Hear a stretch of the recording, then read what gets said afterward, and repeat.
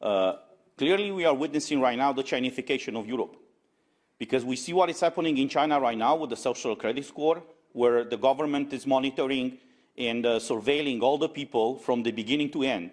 Everything that they do, everything, everywhere where they walk, they control everything and they watch everything. This is the example of a tyranny. When the government knows everything about you, where you go, what you eat, where you enter, that's the tyrannical system. And we've seen this system being implemented right now under the leadership of Ursula von der Leyen, slowly but surely in the European Union.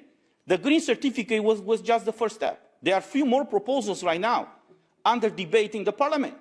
The European Wallet ID, for example, the European Social Security Card, all these things that are creating a system that will monitor, control, supervise, and condition the rights of all the European citizens. Just yesterday, before yesterday actually, on Monday, in the plenary, we had the Commissioner for Work. And he said, well, we need the European Social Security Card number, pass, as he called it, certificate, to facilitate the freedom of movement. You know, we heard this before with the green certificate. So they use this is the same narrative.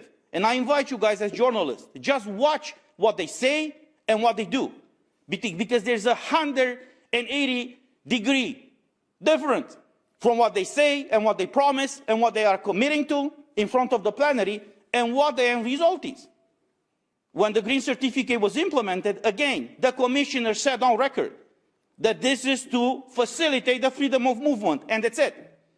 Even in the case that someone does not have this green certificate, the regulation allows you to freely travel from one country to another. The problem is when you arrive in a certain country, you will have to follow certain medical restrictions, like quarantine and others. So from what we was told back then in April and May, look where we are right now. So I'm glad that you asked this question, and I invite all the journalists from Europe and from the world to see what is happening here, because we should not allow this. We should not forget that the European Union was created in a total opposition of the Soviet Union.